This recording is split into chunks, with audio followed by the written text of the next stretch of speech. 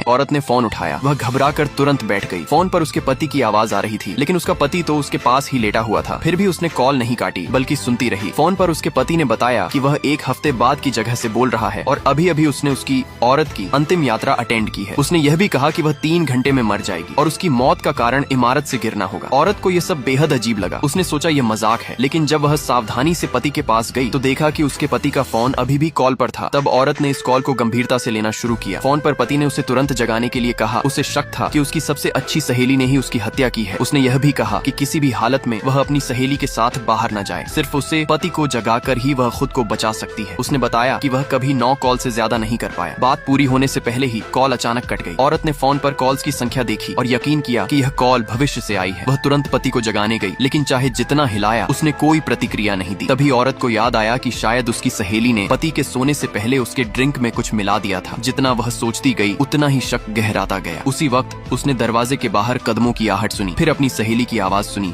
जो उसका नाम पुकार रही थी। पति की चेतावनी याद कर औरत बेहद घबरा गई। वह सावधानी से दरवाजे की ओर बढ़ी। जब उसने झिरी पीप होले से बाहर देखा तो उसकी सहेली के चेहरे पर एक अजीब सा भाव था। औरत इतनी डर गई कि जमीन पर गिर पड़ी। सहेली लगातार दरवाजा खटखटाती रही। औरत ने झूठ बोला कि वह आज बहुत थकी हुई है और कोई भी जरूरी बात कल बताई जाए। सहेली ने यह सुनकर ज्यादा जोर नहीं दिया और लौट गई। लेकिन तभी औरत का फोन फिर से बजा। उसने सोचा कि फिर पति का कॉल है, लेकिन जब फोन देखा तो असल में उसकी सहेली कॉल कर रही थी। हालांकि औरत बहुत डरी हुई थी, फिर भी उसने कॉल उठाई। सहेली ने उसे पति से दूर रहने को कहा। उसने यह भी बताया कि उसका पति उसे मारने वाला है। सहेली ने कहा कि वह भी 1 हफ्ते बाद की जगह से कॉल कर रही है और अभी अभी उसने औरत की अंतिम यात्रा अटेंड की है। सहेली ने कहा कि 3 दिन बाद औरत मरेगी और मौत का कारण भी इमारत से गिरना होगा। उसने यह भी बताया कि पति ने उसके नाम पर बड़ा लाइफ इंश्योरेंस लिया है और अगर औरत की अचानक मौत हो जाती है तो पति को भारी मुआवजा मिलेगा। सहेली ने औरत से कहा कि वह तुरंत कमरे से बाहर निकल जाए और फिर फोन काट दिया। दोनों औरतों से एक जैसी बात सुनकर औरत उलझन में पड़ गई। उसे समझ नहीं आ रहा था कि किस पर भरोसा करे, क्योंकि दोनों ही उसके सबसे करीबी थे। तभी पीछे से एक आवाज आई। दोनों ने एक ही बात कही, लेकिन कौन सच बोल रहा है और कौन खेल खेल रहा है, जानने के लिए अगला पार्ट जरूर देखना। तब तक सब्सक्राइब करो, लाइक करो और कॉमेंट में लिखो तुम्हारी नजर में गुनहगार कौन।